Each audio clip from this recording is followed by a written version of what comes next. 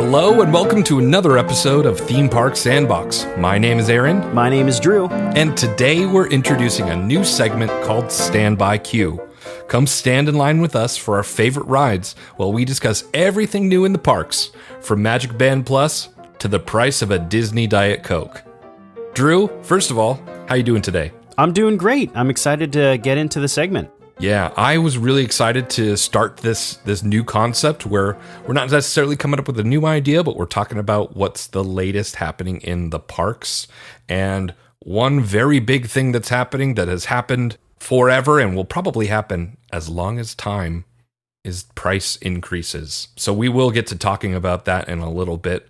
But Drew, there's something else I know you wanted to bring up that was actually a prediction of ours. That's right, yeah. So Magic Bands. Magic Bands. If you guys watched D23, I'm sure you guys were just as confused as Aaron and I were, because we all knew Magic Bands were happening, right? Magic Band Plus was coming to Anaheim. They had already set up the Bounty Hunter game in Batu, and I feel like that was a softball for Disney. Like, it was a pretty easy, everyone would start clapping and cheering, but instead they gave us this they basically did our show. They really did. And I hope that we can get into talking about that maybe in another episode. But the end of the Disney Parks panel on that whole, what if it was this? What if it was that? What are we imagining is on the other side of Thunder Mountain? What could be? That's just Theme Park Sandbox, baby. Yeah, definitely. That's just blue sky. That's what we do for fun. Totally. But anyway, bringing it back around to Magic Band. So I have mixed feelings on Magic Bands. I know, obviously, you guys over on the East Coast, you use them almost exclusively. Well, you use your Apple Watch, right? So do you even own a Magic Band? I do. I actually have one in my center console in my car, and then I think I have one in a sock drawer. But yeah, I don't really use them, although I use the functionality all the time through the Apple Watch, which I really like. Mainly, it's nice for entry at the gates, which is really cool. Yeah. Can set up payment there, although I've got Apple Pay set up on the watch and my phone anyways, so that's kind of fine. The other nice one would be access to your hotel room. Your Magic Band acts as a key, which is pretty cool. Yeah, I mean, it's really cool. I mean, it's a one-stop shop, and it makes it really easy to spend money. So instead of pulling out the credit card and realizing how many times you pull out a credit card, you can just tap your little Magic Band, and it automatically charges the card that's in the account. So it's really genius, and it doubles as, I know some of you probably don't want to hear this, but it doubles as a tracking device, basically. So Disney can... Well, not that they don't do that already with your phone using the app, but Disney can essentially see what the trends are. Once you enter the park, during what time, where do you go? What are you doing? I think it's neat. I hope that we get a little bit more functionality out of them. I don't think I'm willing to pay the price just yet, because they're pretty expensive for the Magic Band Plus. Yeah, I guess all the features we just described are from the original Magic Band that has been around for a while. And the Magic Band Plus does add some more interactive capabilities. The ones I know of from the Disney World 50th is the statues that will give you a little musical cue or a little bit of dialogue from whatever that statue is from. You hear R2-D2 bleep and bloop, and you hear the Journey into Imagination with Figment when you find the Figment one. And so there's some cool stuff like that.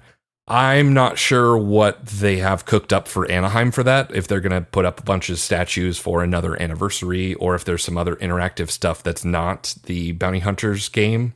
That would be the plus part of the Magic Band Plus that hopefully comes about soon. There's a little bit of lighting and some cool effect on the Magic Band Plus as well that you didn't have in the older versions.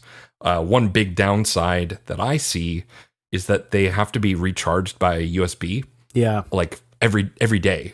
Every day that you'd go in, you have to charge that thing up the night before. Whereas the Magic Band that I have, I think I've had for 4 years.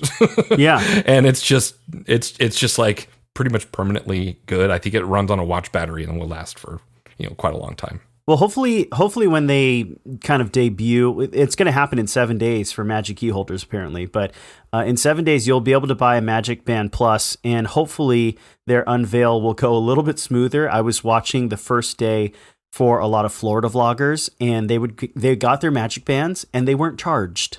So yeah.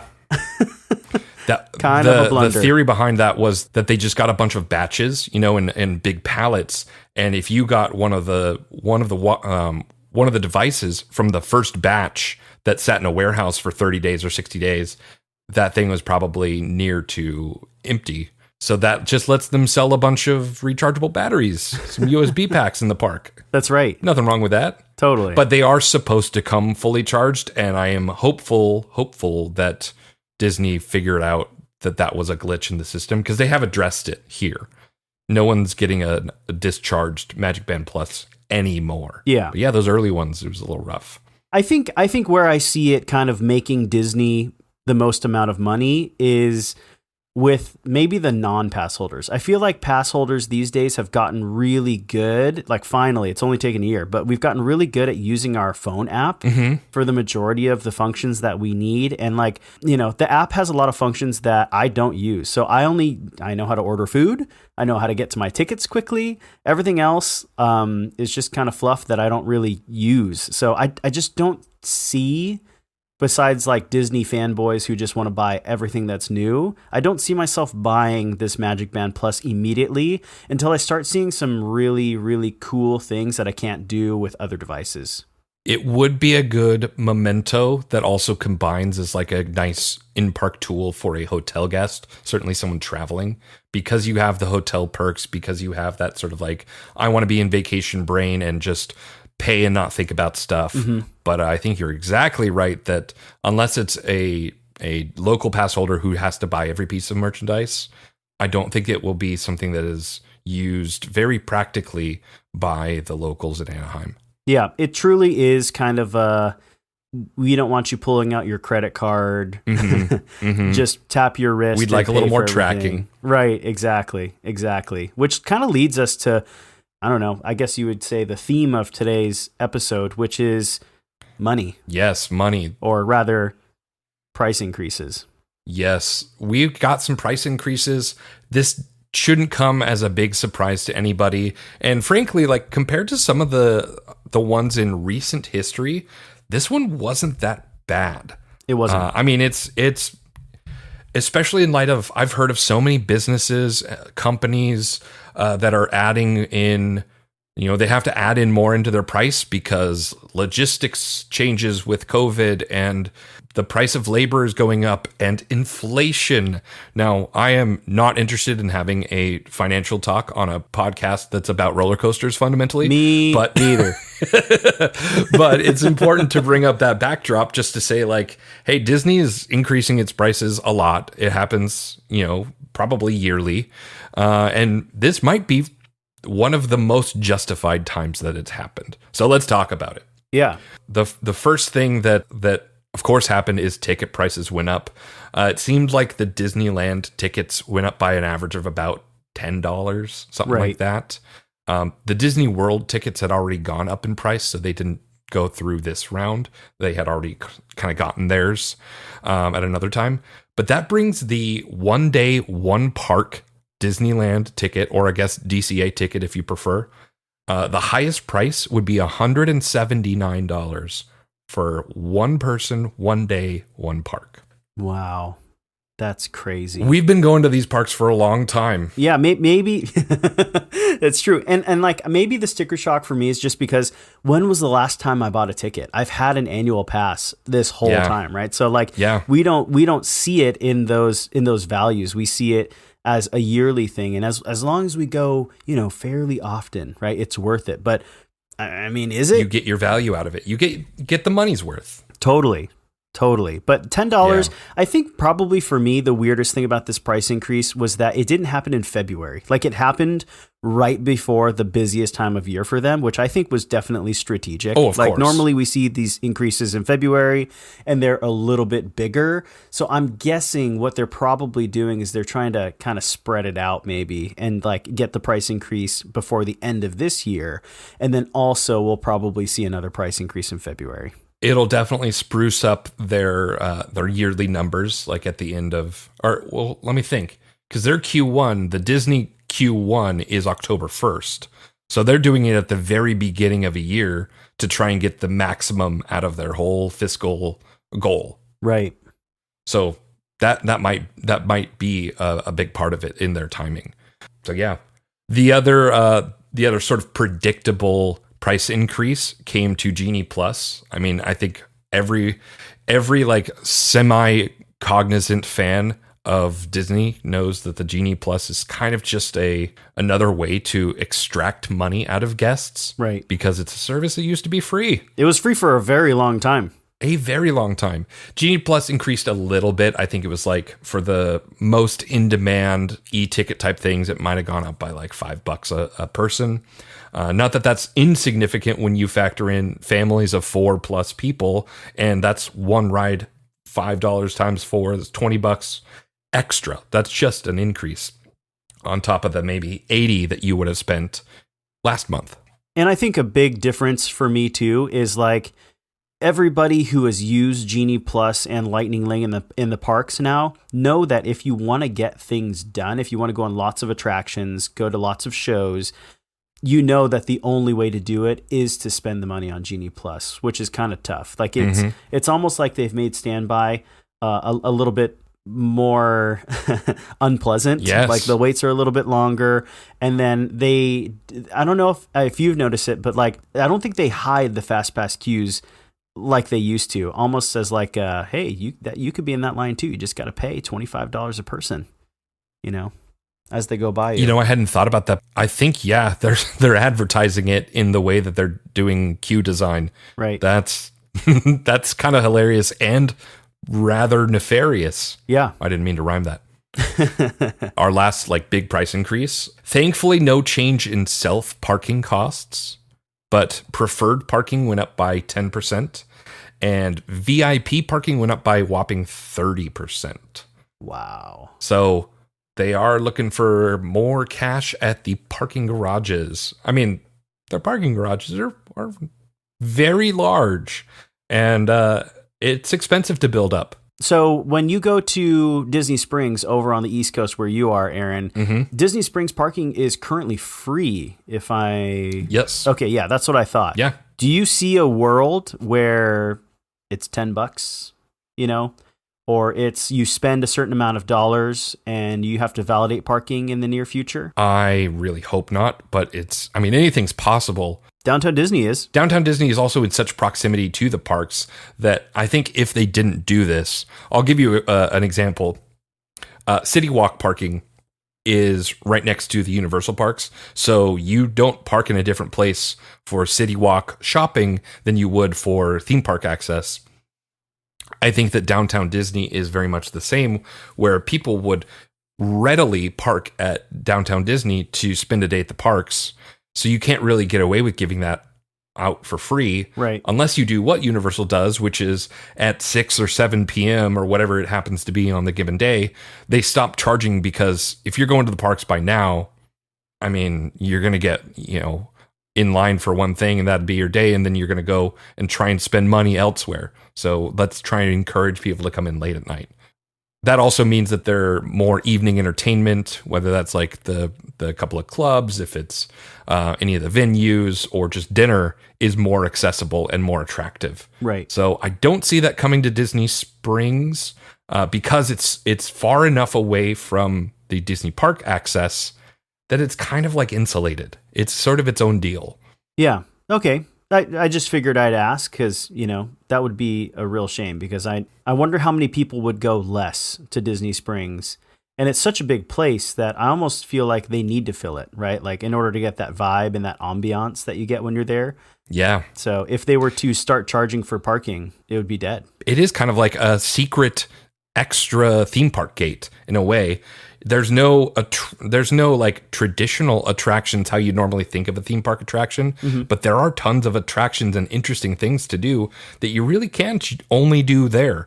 The hot air balloon and the amphibious car come immediately to mind, but there's tons of other neat things. There's even photo opportunities that are pretty fantastic.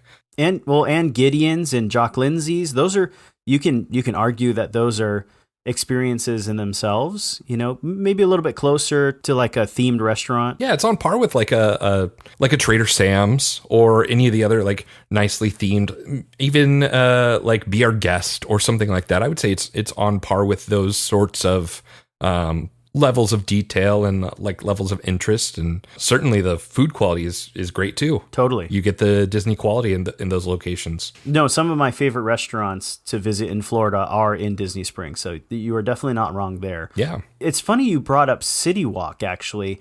Have we heard of any price increases for other theme parks? Not like significant ones. There have been mild ones that kind of happen, but they're not on the seasonalized basis or the sort of like recurring annualized basis that Disney has shown. Yeah. And if anything, the big one that comes to mind in the last, I forget, maybe 2 months was Six Flags.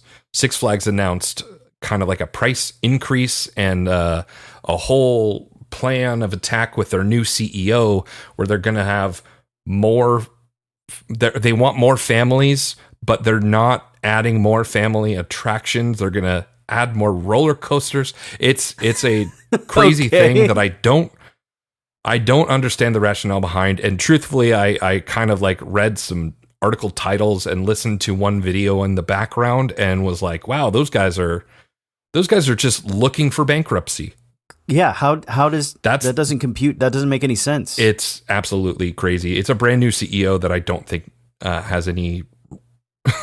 has no proper experience to do what he's doing. And like I said, they are seeking out bankruptcy. It appears it's like they are just digging into the earth to bury themselves. Yikes! That's the big price increase that caused like commotion in the theme park community in the last recent memory. I think Knott's Berry Farm over here on the West Coast did raise their prices for their passes. I don't know the exact number, but I do know that one perk that they added, by the way, Knott's Berry Farm, since Disney wasn't open or isn't selling passes apparently, right? Over here on the West Coast. I think Knott's Berry Farm's been killing it. They've already gotten like huge remodel projects that I feel like they've been putting off for years.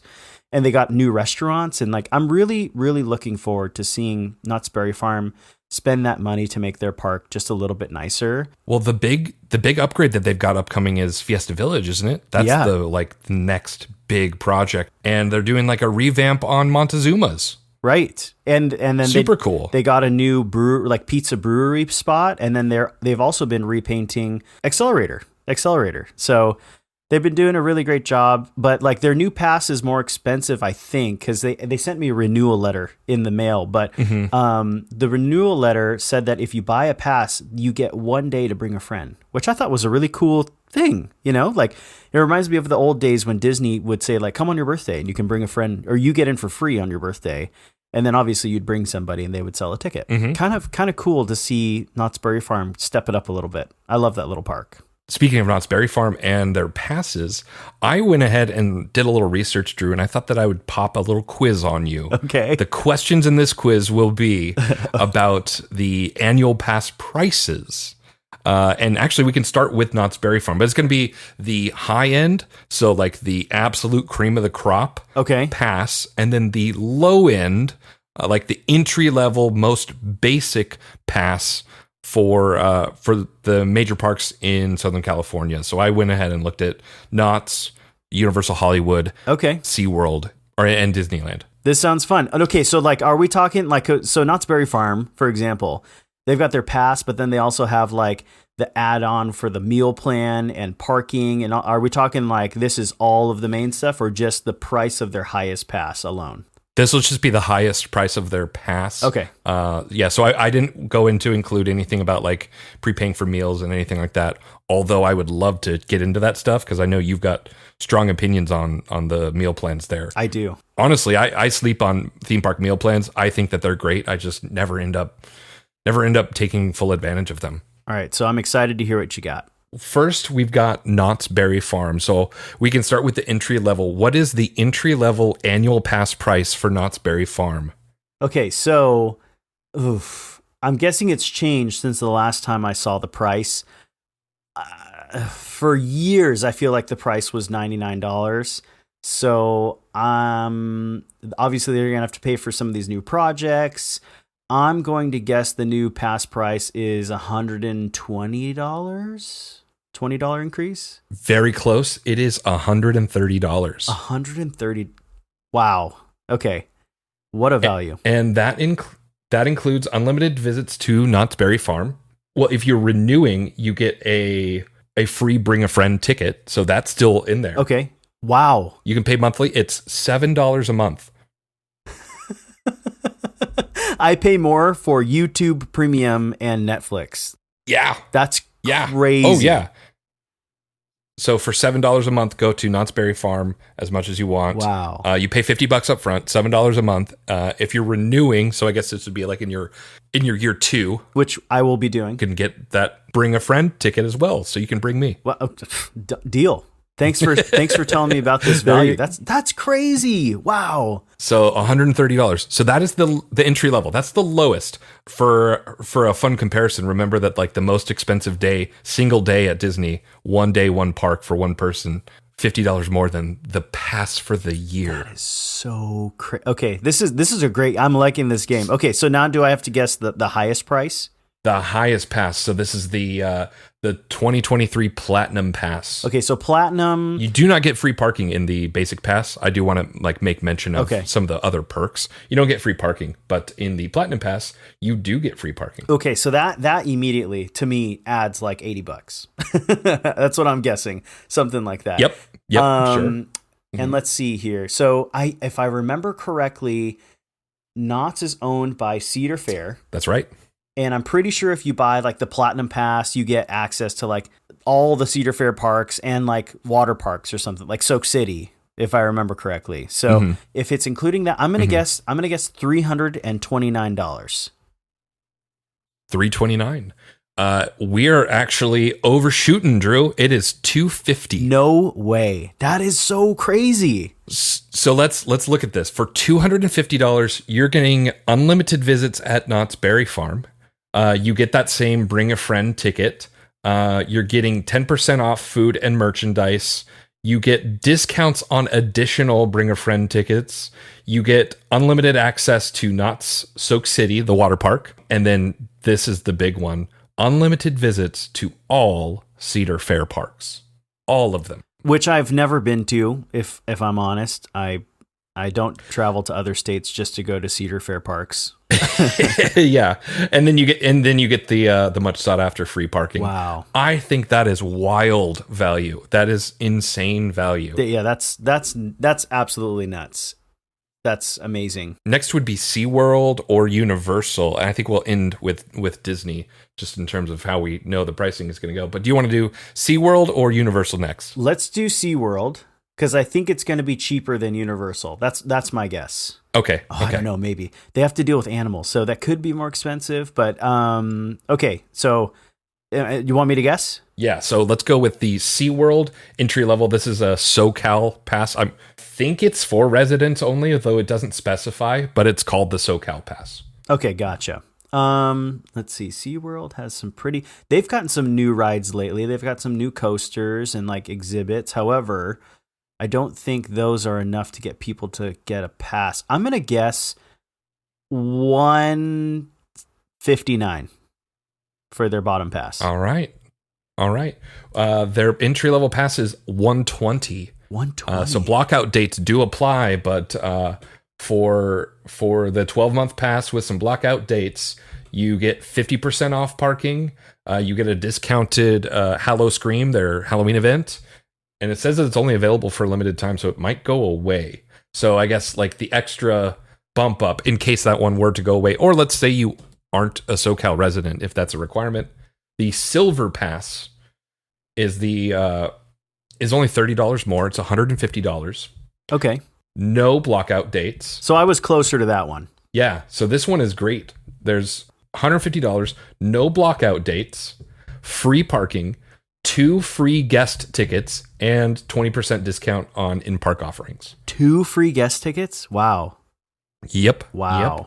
So that is pretty awesome. It looks like, I mean, they like go into crazy detail here about what all is there. You get access to the entire park, whether it's the wet or the dry sections. There's an add-on for Sesame Place, so you might have to school me on that. I guess there's a Sesame Street part that is an extra cost. That is new to me. I haven't been to SeaWorld in a while, but this might be a fun reason to go.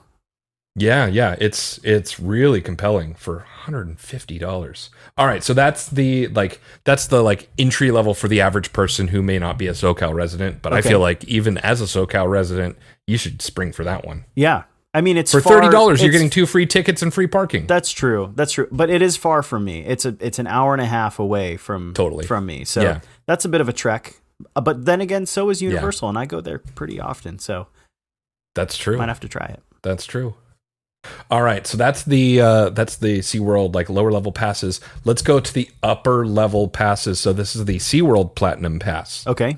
What do you think you get for the SeaWorld Platinum Pass, or what price are you looking at? I mean, okay, first question, does it work on both coasts? Like it does. It works on Florida and California? It does, and Texas or something, right? Don't they have another one? This is maybe a little bit of a spoiler here. Yeah, it's unlimited access for 12 months to 11 SeaWorld location or 11 parks. I don't think they're all SeaWorld. I think it works at Busch Gardens and some others as well. But it works in 11 parks in Virginia, Florida, California, Texas, and Pennsylvania.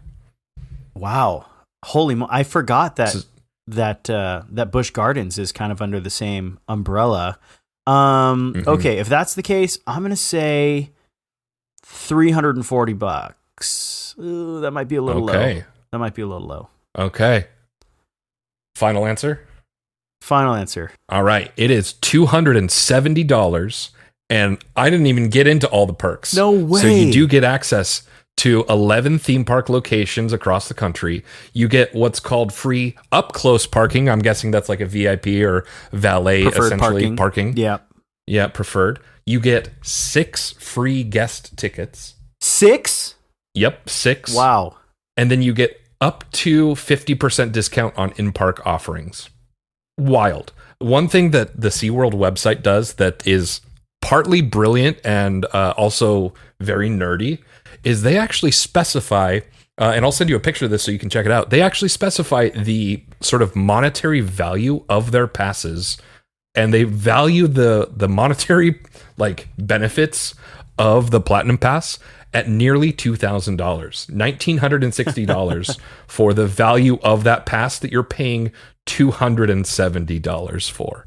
They're begging you to come and see Shamu. Totally. That's kind of funny that the way they put it, that reminds me of those old coupon books where it's like you can save up to $15,000 in savings by using this $20 book. Exactly. That's great. That's kind of cool though. I will say, if you're going to take advantage of it, it speaks to like the, I don't know, financial planner within me of like, oh, well, if I really want to maximize my dollar value in entertainment, go to SeaWorld, of course. You can, this famous Jim Gaffigan quote that I always say is, well, I don't want to lose money on this deal. You got to spend money to make money. That's right. That's right. Wow, that's crazy. That value is amazing. That's surprisingly low for what you get. I'm shocked. It really is. I feel like 6 tickets alone to any park is more than that, right? It's got to be. It absolutely is. 6 tickets to get in. I didn't even look at what the daily cost was, but yeah, 6 free tickets, and then you can go to any SeaWorld, Busch Gardens. Like, yeah, they're begging you to come and buy some beer and do some Hella-Scream or something. Right. I don't know where they're making their money in there, but it's got to be on merchandise. Well, for you, it makes more sense because you've got Busch Gardens as well as SeaWorld over there, and your SeaWorld has like one of the tallest coasters in Florida, if I remember correctly, right? Yes, and Busch Gardens just opened a crazy new hybrid coaster as well, which I've ridden and is absolutely insane. Wow. One of the most violent, over-the-top rides I've ever been on. Yeah, people think Six Flags is where it's at. No, it's Busch Gardens, man. They got crazy rides. Iron Gwazi. Yeah. Next time I'm there, we're gonna have to. We'll do a visit because I really want to. I want to go and experience those coasters. Yeah, it's awesome. Cool. Okay. And it's not that far from me. It's like maybe 45 minutes. It's not too bad. Yeah, it's not bad. I've traveled further. Well, I mean, every time I go to Universal, I gotta go through LA traffic, and that is. You got to really want it. Maybe San Diego, it might be a further distance, but it might be shorter time in the car. It's true. And then you get to hang out in San Diego afterwards, which is lovely. That is a tremendous upgrade from hanging out in most spots in LA. True. Sorry, LA friends. Yeah, sorry, guys. Although they know. All right, next will be the annual pass prices for Universal. So Okay. we've got the entry-level Universal Pass. What's your guess here? I would say Universal's got to be more expensive. I'm willing to bet they're building a third theme park in Florida. Over in Hollywood, they've got the big Super Nintendo project going that they have to pay for. I'm going to say it's $250 for their cheapest pass. That's my guess. All right. So when I went on to look up the prices, there's actually a $10 discount to purchase passes online. So I'm going to include the $10 discount here. Okay. The California Neighbor Pass. Sorry, what was the price you said? I said $250. $250? Okay. The California Neighbor Pass, which you have to pay for in full, you can't pay monthly, is $179 with that online purchase. Wow. The interesting thing about this, so I'm going to kind of disqualify it, is it's not an annual pass. It is only valid for 9 months. Oh, that is not an annual. I wonder. So are you missing summer? Is what I'm guessing. Summer and like winter. I don't know. Well, so it's a 9-month duration from the start of your when you buy it. So I don't think it's that it misses one or the other. If you time it right, you could probably get a little of summer and a little of winter. So here's what you should do. The true cost would be to add 30% to that price, right? Because that would equal like an annual pass, right? Yeah. So I was going to say the real entry level price for an annual pass is the silver level pass, which is a 12-month pass where you can enter the park over 275 dates. So there's blockout dates, but you get most of the year. That one is $219. So you're pretty close there. Okay. But I just thought it was wild that there's an entry-level pass that's not even an annual pass. I had never heard of that before. Yeah, I'm trying to figure out like because would you renew after the 9 months and then it just is another 9 months? Is it just simply a way for them to showcase that the pass is cheaper or more affordable? And then you just kind of don't realize it's 9 months rather than 12? That's really confusing to me. I mean, I'll do a little math here. For the $179 Neighbor Pass, if you were to get 2 of those like back to back, meaning you have 18 months of access, it's like $358. If you were, I know you can't buy a half a pass, but I'm just doing this for sake of the math and for sake of just analysis. If you were to do 1.5 passes on the Silver Pass, which is essentially the same thing, right? 18 months of access to Universal, it costs $30 less. It's like 328 instead of 358. I can't figure out the rationalization other than that it's just a budgetary thing, or maybe it's somebody who's like, well, I'm not going to buy like a 2-day or a 3-day ticket when I can just get this thing. Right. Or it's like, hey, executives really want to see a pass that is not in the 2s. We want to see something that's in the 1s just to make it look more affordable. Here's what we did. It's like a summer break pass if you go to college out of state. It's true. Yeah. I live in LA, or I live somewhere near LA, but I go to school at like ASU, or I go to school on the East Coast or something, but I want to have something to do at the theme park in the summer. I don't know.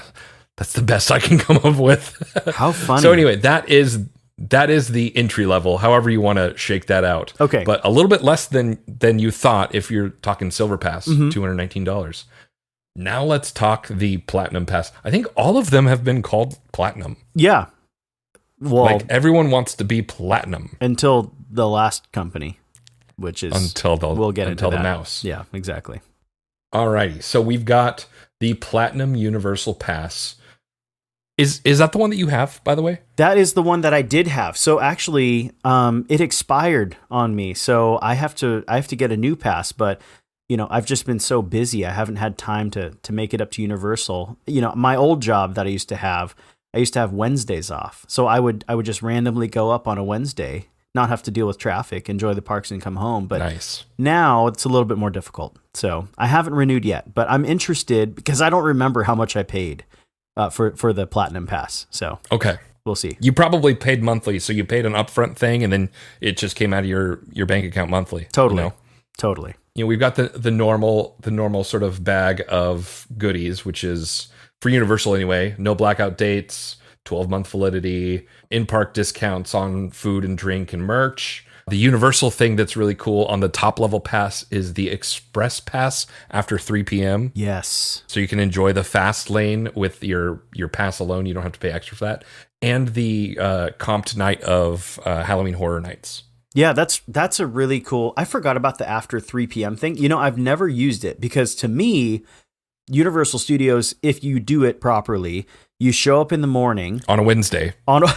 That's right, on a Wednesday. And even if you stop to get breakfast at Three Broomsticks, which is by far my favorite breakfast in any theme park, you still have time to get down to the lower lot, do every single attraction, including the 45-minute tram tour, and you're out by like 1. Like I'm never hanging around past 2 when I'm at Universal Studios Hollywood. In Florida, totally different story. You don't have enough time. Totally different. Ever. But over here, because we're an actual working studio for filming, it's a pretty small, petite little park. And I don't even think Nintendo World is going to really keep people there that much longer. I don't think past opening couple of months, I don't think it really will extend the day by that much. Yeah. But you're right. I mean, the price of land in LA is not cheap. You'd be hard pressed to find more expensive land where they've built a theme park anywhere than in Hollywood. I'm wondering when that golf course that's next to them is finally going to give up the land and sell it to Universal. That would be epic. That would be such a cool theme park expansion. The epic universe in Hollywood. Oh, there you go. There you go. Okay, so back to what we're talking about. So price. Platinum annual pass. I have a really random number that popped into my head. That's just kind of like a gut answer. I don't know why, but I'm going to say $345. Price is right. Let's go. $345. $345. That's my number. Okay. We're actually pretty shy there. So you'd be looking at $549 for the Platinum Pass with that $10 for buying online. But the Gold Pass, which has I don't know, like 40 block-out dates and most of the perks, but you don't have Express and you don't have Horror Nights, is $300. Wow, $299. $540. Okay, so that's a huge jump from $549. What was it, $180 to $549? That's a huge jump. Yeah. Wow. It is a big spread. The Express Pass can be extremely expensive on busy days. That's a good point. I know that you may not use it by focusing mostly on weekends. I've definitely used it out here, and it is invaluable. It's amazing. Totally. And then a Horror Nights ticket's almost $100 alone. So, like, I feel like you're almost getting your value just in, like, if you went to Horror Nights and went to Universal on one weekend and used Express, the value was there in terms of, like, why you upgraded. I think it kind of like tracks. I think that the math tracks, that there's some good value to be had. That's a good point. And now that you mention that, I feel like I might have had the Gold Pass because that one seems the most attractive to me because I was going on Wednesdays. So, and if you aren't going to Horror Nights, and which I didn't, and if your wife doesn't have a pass, then yeah, no big deal. Yeah, it was just you don't need to go on the like 40 days that it's blocked out. Probably a handful of weekends in the summer and winter break and okay, whatever. Well, gold sounds like a really good value at $300, if I'm honest. Like that sounds. I agree. There's a lot of entertainment value at Universal Studios, but yeah, 300. Maybe that's the one that I'll just upgrade to, or renew. There you go. Gold. I'm glad I saved you some money. Thank you, Aaron. That's why we do this. That's why we do this. That's why we go to theme parks. We're in this for saving money. Yeah, that's why we go to theme parks, to save money. I don't want to lose money. Right, yeah. All right, so I think this is the one that you've been waiting for and everyone's been waiting for. Yes. And if you've been playing along with us, this is definitely going to be maybe the upper end of that spectrum. I would love to hear everybody's responses, like to see which one was kind of the biggest shock for them. So if you're watching this on YouTube, please comment and let us know which one was the biggest shock, because I'm kind of shocked for most of them. It's crazy. So the funny thing about looking up the annual pass prices for Disney, the Magic Key prices, they were hard to find.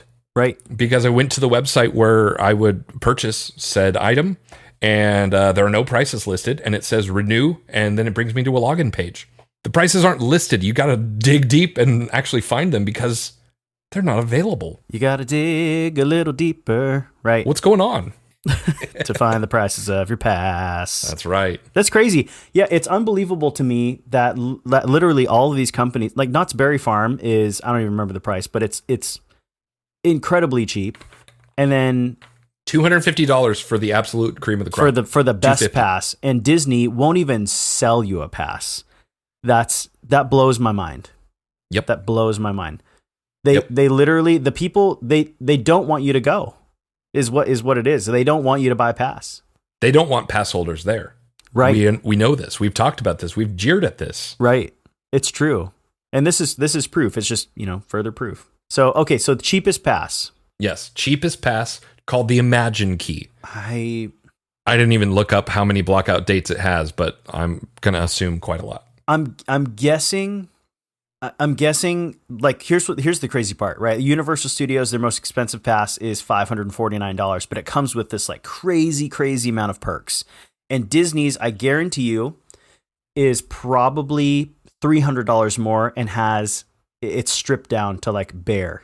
So I'm guessing $800. The Imagine Key, the entry price is $449. Wow. What the heck am I paying? Oh my gosh. It's $450 for the lowest pass? You must not get anything for that pass. I don't think you do. So that pass is clearly sorry, wrong name, but right price. Okay. It's the Inspire Key. Inspire. But right price is $449. Yeah. Gotcha. Okay, so that's not as bad as I thought. That's not proof that I'm completely out of touch with Disney annual pass prices. So fun to compare here, like that entry level at $449 compared to the Platinum Pass of $250 at Knott's Berry Farm. Right.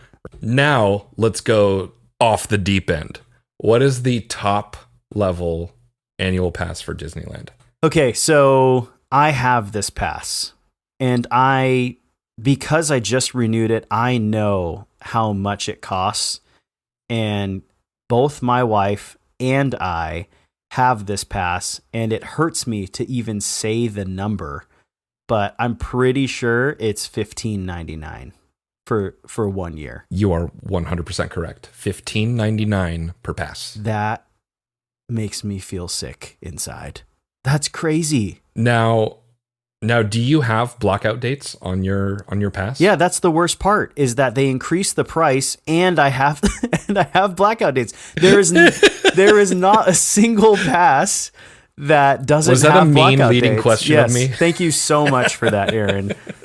Way to just like kick me while I'm down. Oh my gosh. Yeah, the last 2 weeks or 2.5 weeks or something of December around the holidays, I can't even go to the parks. And I'm paying $300 more.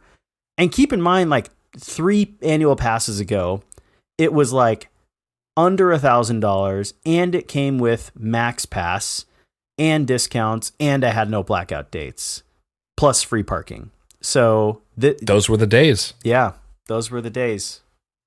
Brutal. $15.99. Well, I'll compare here just a little bit with you.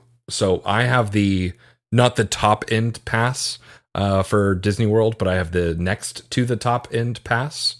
So the names are also inconsistent. They're not keys. They're called the Pixie Dust Pass, the Pirate Pass, the Sorcerer Pass, and the Increda Pass.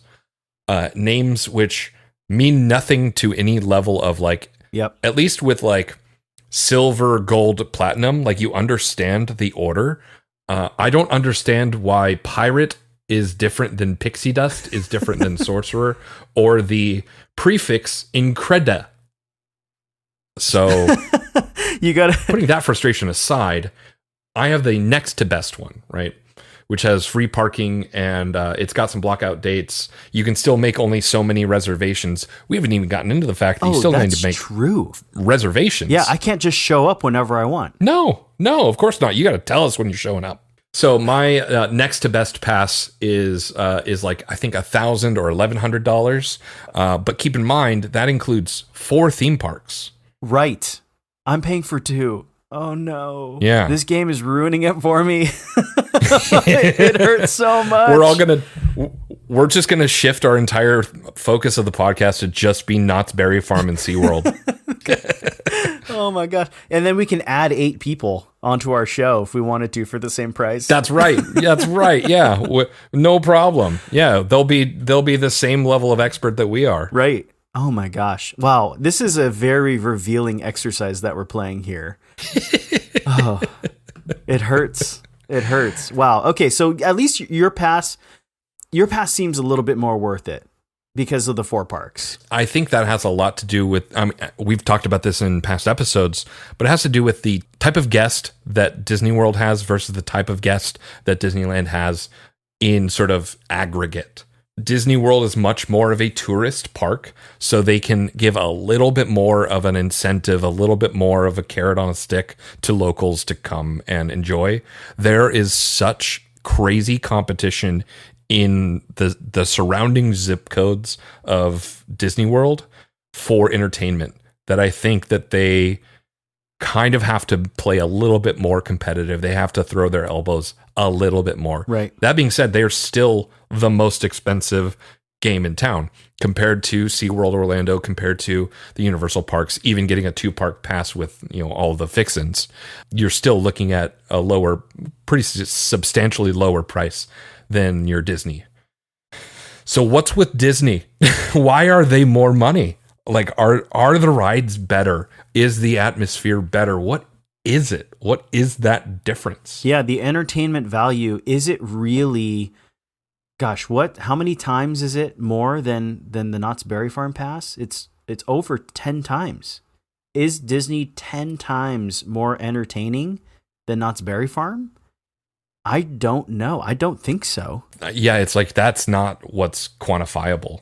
Do you get the thrill that you get from Accelerator anywhere in Disneyland or DCA?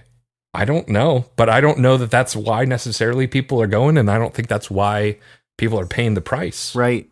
I think that there's like this cultural cachet that going to Disney itself has value, right. And that's, I think, a part of what you're paying for. You're paying for seeing a little kid's dream come true.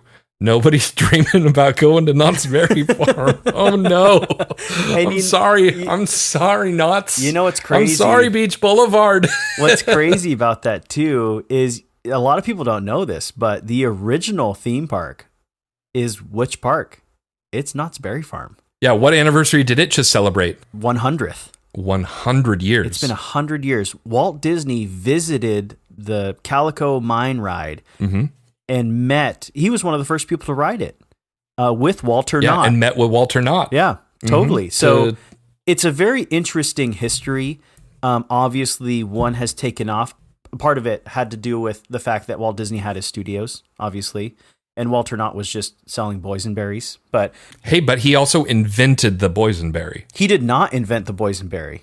He bought it. He bought it from some guy named something Boysen. And then Boysen gave up on boysenberry, which is hilarious. And then Walter Knott said, "Oh, I can make money off this." So anyway, that's a whole different topic for a whole different standby queue episode. But anyway, the entertainment value in Southern California, I like that it has range. You don't have to pay $1,600 to go to a theme park if you don't want to. You got tons of options. They're just different. And now we know what the pass value is. So this was really educational for me, and I hope it was for everyone listening too. Yeah, I am just fascinated at this idea that there can be such a broad spectrum of what fundamentally comes down to a very similar concept, and it's not as if the expenses around everyone else's operation is so much less than Disney, and it's not as if Disney is operating, as you said, at a 10-fold level of excellence. Right.